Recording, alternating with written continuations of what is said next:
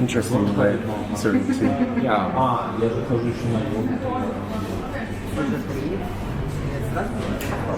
So this time has been like a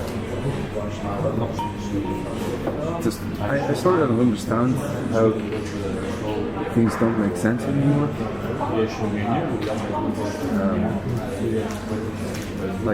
When I was in Korea, I saw like a lot of contrast between everybody's situation and how some people's lives it's so normal, play golf, and then at the same time there's like drifting, people fleeing a war, like the world hates them. Can't go home. Quite. It would definitely change it should change what you do if you have any emotional attachment to your career. Yeah, but I kind of try to stick to thinking about what I do in terms of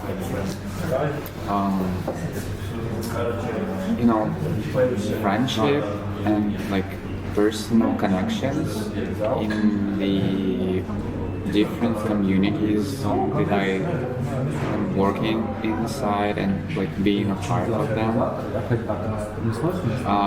because it's basically what kind of shaped me and my practice in the previous years. And I'm not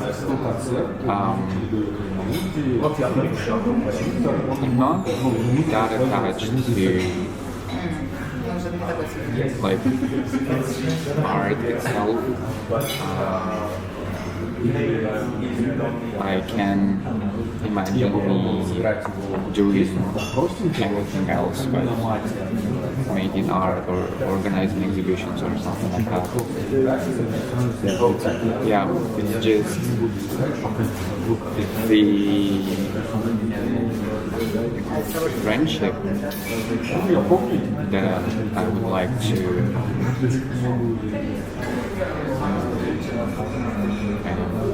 save in this like changing world. I think I feel the same. For me, it was always like anything that happened was always through people. All good things, all the next opportunity. Like I write songs, and I feel like who I write for are my friends. I would write songs to make them laugh, or I use personal touchstones in our friendship and put them in the songs. Something that I learned in the pandemic, living with so many people, I started to write songs about the big small communities, like 15 people, like, and I found that very easy and normal, and like a good way to create. And it was all inside this little community. It wasn't for money, or it wasn't like for the world. It was just for this small group, and I found that like was real, and this makes sense, So I definitely understand. I think where you're coming from when you say that. And anyway, I think I like to preserve friendships too. Very important to know like people are out there that you love and that they're doing well. You can try and help them a little bit.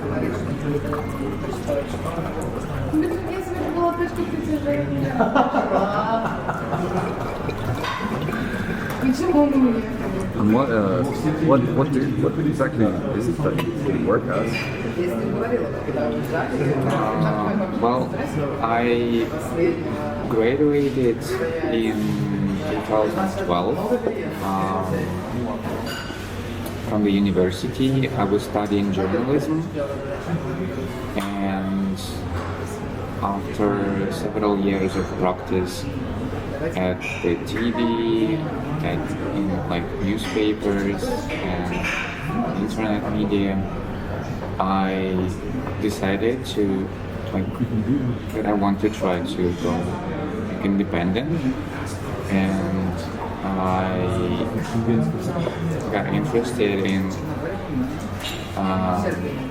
the medium of comics and like self-published zines, and I began 2016 with like opening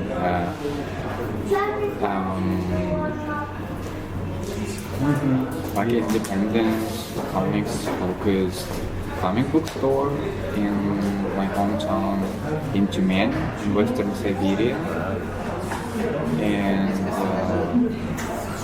it was like at the beginning it was just like 2 boxes of new used comics in both Russian and English that I managed to buy either from the publishers in Russia or getting them from the collectors on eBay, like old vintage issues of like Marvel comics or something like that. Because it was kind of the culture that I grew up in. I used to read a lot of comics as a kid, and I used to draw them a lot. I even had like my own like sort of self-published series that I was drawing in school notebooks, and I distributed them in the classroom. Kids were like reading during the classes. It was fun, so I thought maybe that could be an activity too. And the comic book store turned into sort of like a publishing. I mean, not the company, but the community. We started with like making an anthology made by local artists, and it was like really like an open thing. If anyone could join, we weren't like judging by the quality of art. It was like we were trying to reach out the certain level of storytelling. Like we could see a person like trying to tell this any kind of story through comics, like a personal story or something like that. We were like trying to get a grasp on that artist and help them to develop it.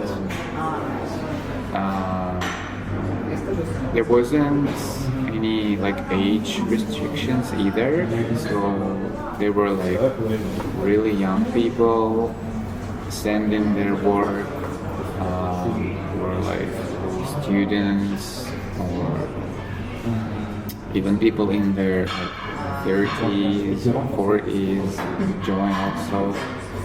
We had this really weird meetings where we gathered together in a coffee shop and like discuss comics. We were discussing comics, drawing together. That was the most important part, where a lot of like ideas for these stories developed. And for a couple of years, like it took 2 years to get together like a solid community, and people got really used to it, and there was a lot of people showing up for the new anthology issue presentation, and we were continuing doing it in the coffee shop, where the comic book store was also located, and we noticed that there isn't enough space for all of us in the coffee shop. So we were started thinking about organizing our own like a festival,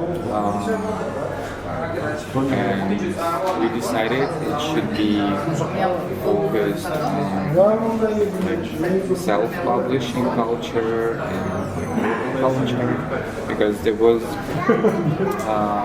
the comics culture in general was sort of booming at that time in Russia. There was a lot of translated like superhero comics and graphic novels, and I even got like invitations to shows in St. Petersburg and Moscow as like an artist and a publisher. And I noticed that it's kinda stupid, because you're like bringing the zines and like underground stuff like that, and you're sitting next to a banner with Spider-Man, and you feel like there is some kind of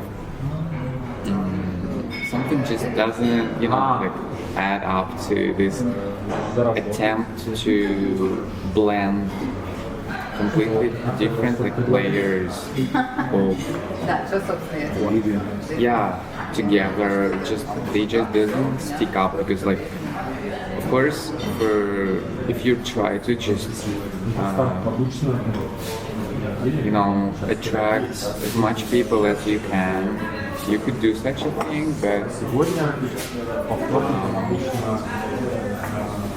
to me it wasn't quite, it didn't feel like solid, because a lot of people were kind of missing the point of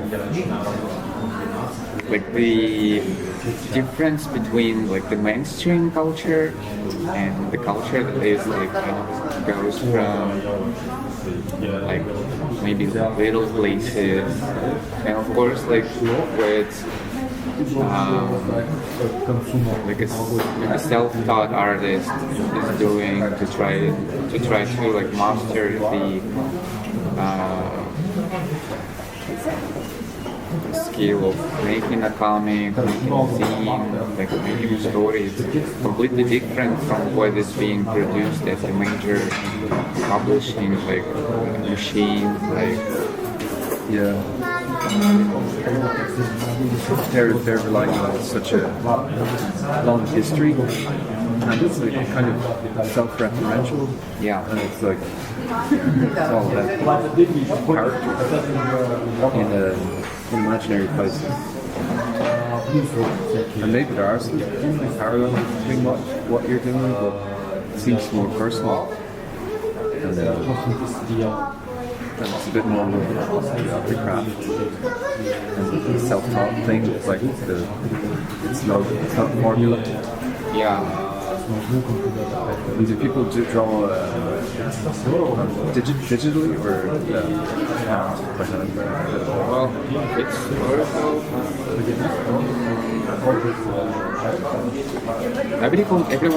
everyone had like their individual approach to how to make the story, how to make it. And the thing I was focused on was like, it doesn't matter how you do it, it's like about what kind of story you're telling. And because I was like, I have this background of an art student. I've been visiting the art school classes when I was a kid, and I didn't like it because it was a type of like classical art school, Right. where they teach you how to like paint landscapes. The most fun classes were like sculpture, but you do really like funny things, like clay or something like that. It was fun. But when I tried to like draw cartoon characters or something like that, the drawing classes, the teachers weren't happy at all with that. And that was the reason why I left it voluntarily, because I didn't feel like I was kind of accepted. Yeah, and then you're way more suited to the contemporary art. And are there contemporary art? St. Petersburg, like where things are more free? Yeah. Recently, we got like really democratic schools where you can join and study like principles of like artistic research or something, like things that can be rather relieving for a person who's being like oppressed in classical art study environment. So this work you're telling me about, this project, it all seems really nice and really organic. Like it just came from a personal place and the scene grew in a very organic way. So how long did that go on for? Did that last until pandemic? Or soon? In 2018, 2 years before the pandemic, we managed to win grants from the local government, and we organized our first show in 2018. It was located in an abandoned warehouse where was like a skateboarding park. It was like a free stores building, and we managed to like occupy all of it. It was like huge space for the players, and I think it was like the first attempt to put together like an art fair that is sort of like open towards the emerging artists and like crafters of different kinds. So yeah, people were selling their stuff from the ramps. And they were like skaters, like making their tricks in the same time. It was fun. It was quite organic, as you can say. Yeah. And the other hall was occupied for the workshops and lectures. We invited artists who work in this medium from all over the country, and some people actually managed to visit, to attend the shows, the lectures. We focused on people who are like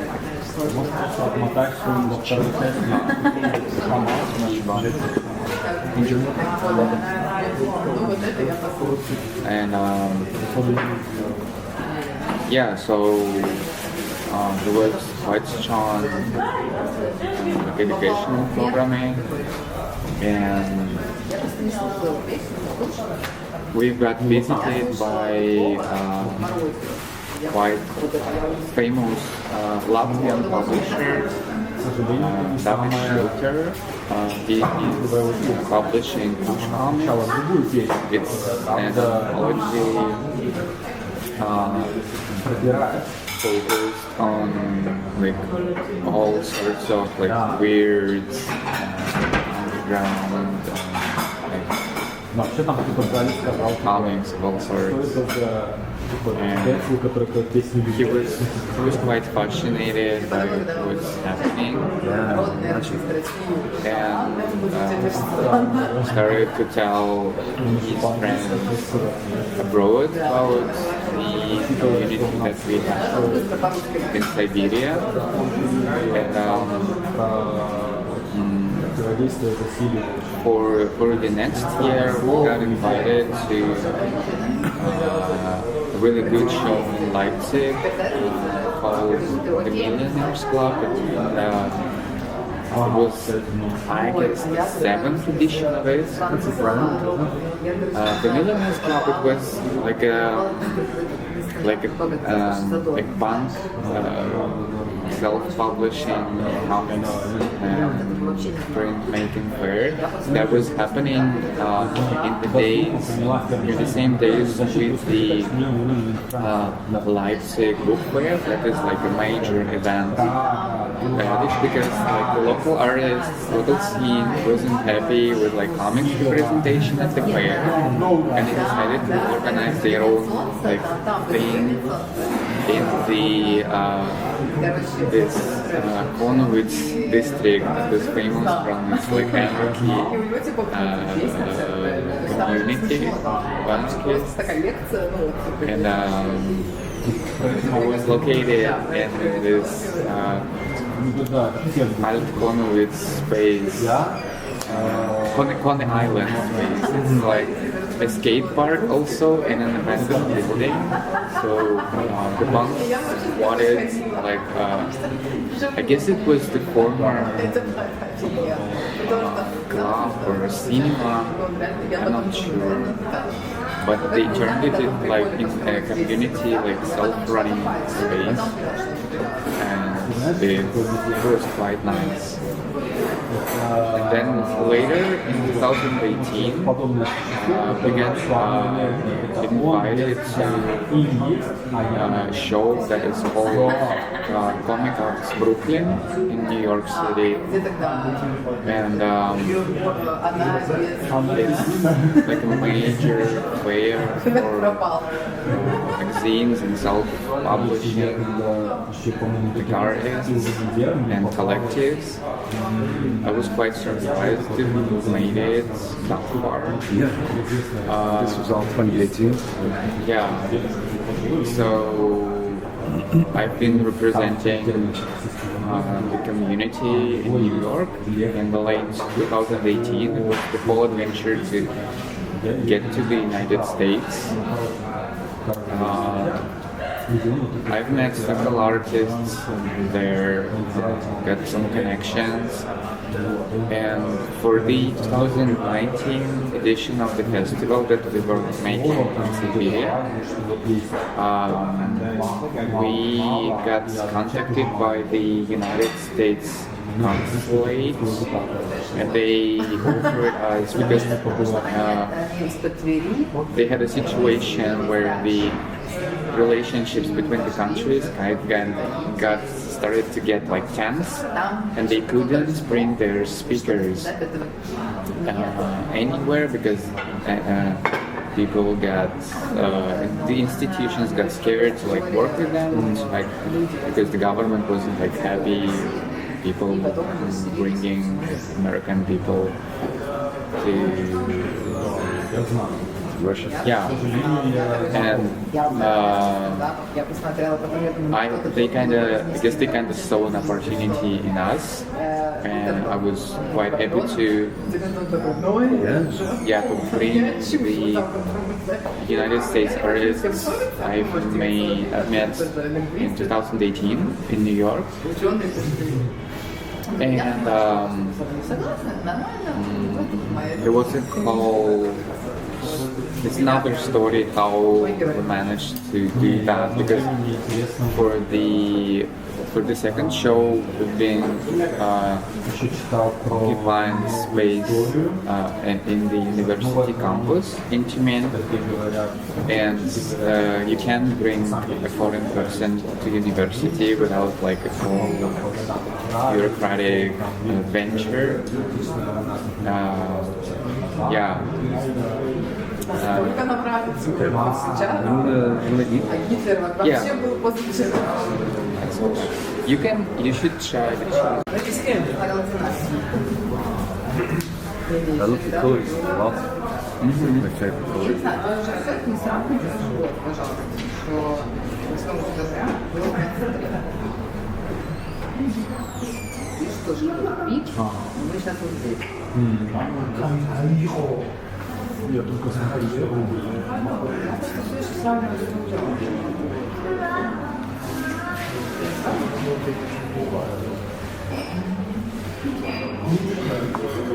So you said that you were thinking about changing what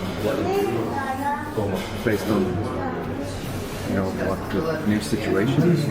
Like, what does that involve? I'm still working in comics and visual art. I don't know, because the thing is, after several years of organizing a festival and like making comics, making my own work, and publishing other people's works, and like presenting it at the shows and exhibitions. I found myself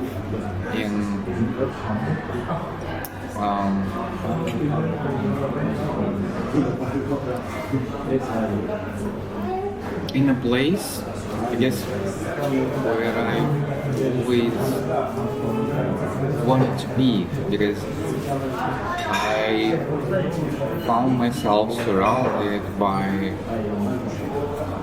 a lot of like talented people, ambitious people, and we were like constantly supporting each other and helping each other like to build new things. There was really good atmosphere in the community, and a lot of like queer people contributed to what we were doing, and it was kind of like one of the few open like possibilities for them to express themselves, either participating in the shows or in the whole like organization thing, Telling their stories. yeah, and telling their stories also, because it was like the type of community where you could do whatever you want. Like you could do like work with the artists that we invite, like welcome them and like tell them stories about where you live. Because like I discovered that when I was traveling abroad with our works, that most of the people have no fucking idea what is the place that I live in. What is the actual like place that I come from. Like everyone knows what, like, for example, Leipzig is or New York City. No one knows even when is my hometown. It's like a nowhere land. I moved to Germany when I thought about Siberia. Like I didn't think anything lived in Siberia. I thought it was like just so cold that like you can't live. And then I met like Alexander Markov and Oleg and Stefan and Kamarov and Thompson. You live in Siberia? Yeah. Yeah. What? Really? Like what? I never knew. So there's millions of people living in Siberia. Yeah. And I was like genuinely excited, like trying to assemble people in there, like kind of help them feel the importance of their experiences, their everyday lives, that the stories they have can be like quite fascinating for someone who may live like on the other side of the world. Yeah, no, that's right. It's something that I need to tell myself a lot. Yeah, it's hard, and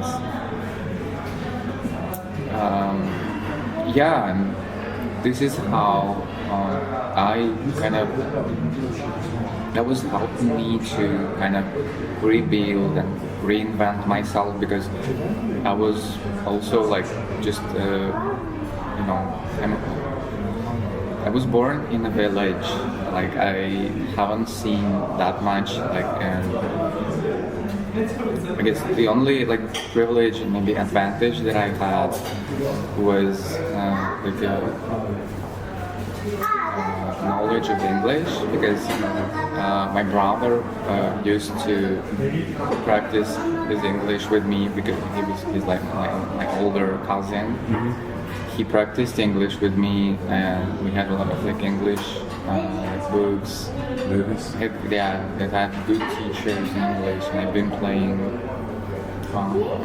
video games in English, because in the 2000s we had like a boom for market of video games.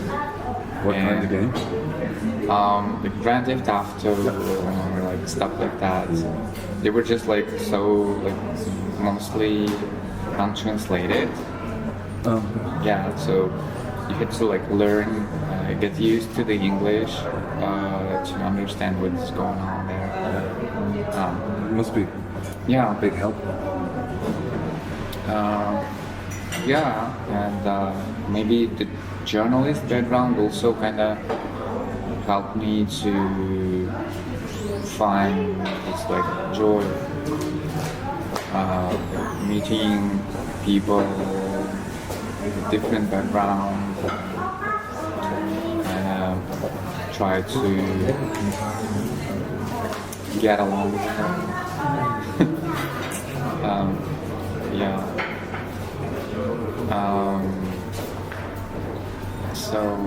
Sorry, I forgot what. What, if you were doing journalistic work now, what would you focus on? Well, I think is I'm currently fascinated and interested in queer culture and queer artworks, I guess, because that is the thing that shaped me a lot in like personal and professional way, and I also really interested in my family roots, because I have the Buratian ethnicity, and I just started to like discover this. Like my ancestors are from Buratian region, and it's like a whole different culture, completely different from Central Russia. And Buratians have their own language and their own culture.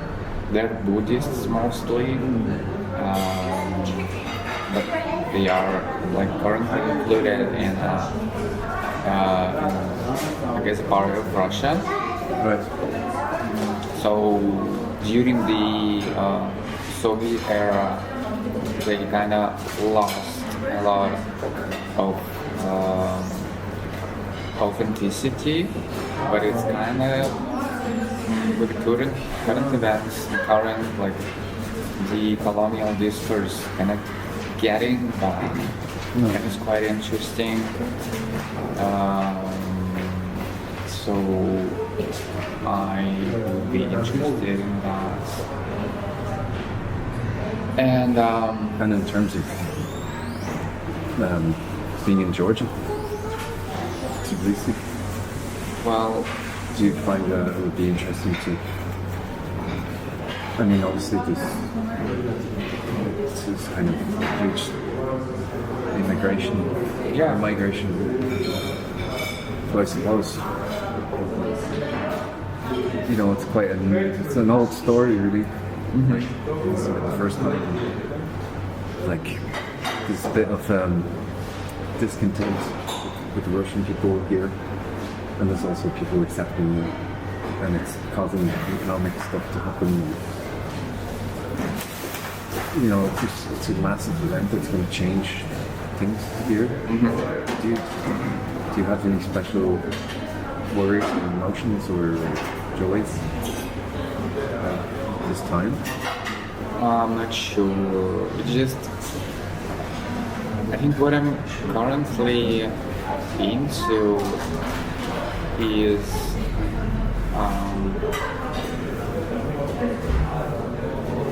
like I'm currently trying to process all that happens on personal level. I get that a lot. I see that, yeah. Because It's interesting. you have to deal with a lot of. I think it's the same when you're like a queer person and you're like coming out to your like friends or your parents or relatives. You have to overcome a lot of like internalized like hatred and this you know, like toxic things that like all this like trauma that kind of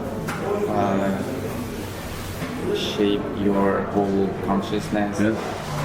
And it's the same thing that I guess happens with me now, because I grew up in like a deep like a quite deep region of like of the country. So Asia? like Jinan, and the village where I was born. It's located like right in the middle of the country. So it's kind of like far away from everywhere, and you could say, I guess, that it's sort of. You know, I've been watching that movie yesterday, The Banshees of Inisherin, by Martin McDonagh. Dude, I can't wait to watch that. Yeah, That's a very interesting story. yeah, Like the parting ways of two male friends. When as soon as I heard that, especially like the Irish psyche, and it's very heteronormative and non-expressive. yeah. I was like, you know, what happened, you know? I felt a lot of connection with this. Like to me, the main point of interest in the movie was this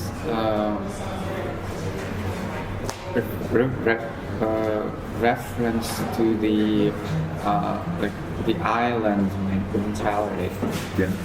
Like how people who are used to live in a space that is kind of isolated from everywhere, and how hard it can be for them to kind of see beyond that. And maybe it's not even the thing that they actually need. So how can you tell? And that's the sort of thing I had to go through when I like started to discover myself, discover the world outside Siberia. And this is what I'm currently working on. Is I'm trying to. My mom is writing her memories. This is the thing I asked her to do, and I'm also trying to recollect the things that I had to face as a kid, and I grew up, and see there is actually a lot of kind of how could you tell the cracks, the little like spaces in the narrative that kind of open up like questions. Like, for example, when going through mom's memories, we discovered that there was like gender non-confirming person in her basketball team. Okay.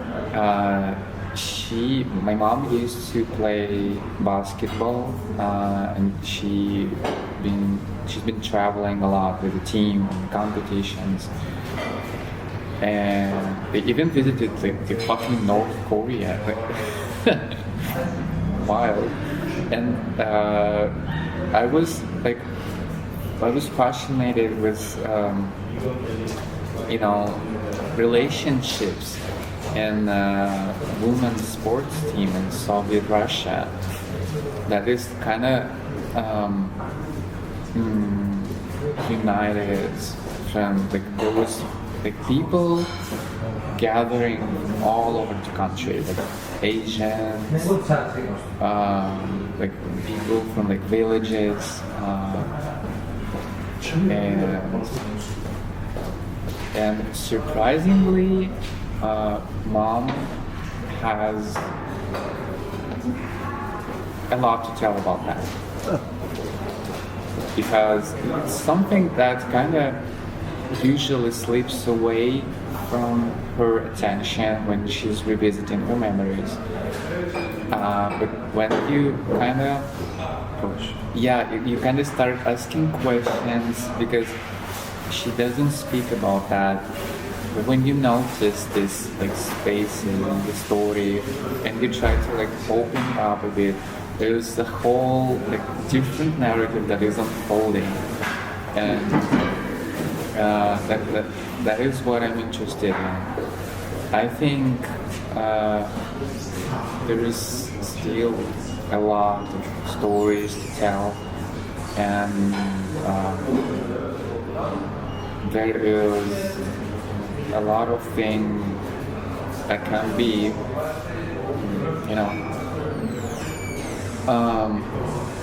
should be unveiled. But the hardship, the current hardship in this work is to find a way or a language that could be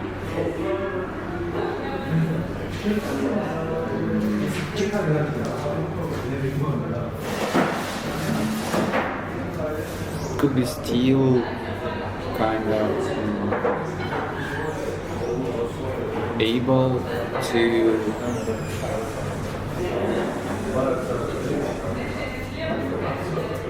get people together, not to like divide them, because it's really hard now to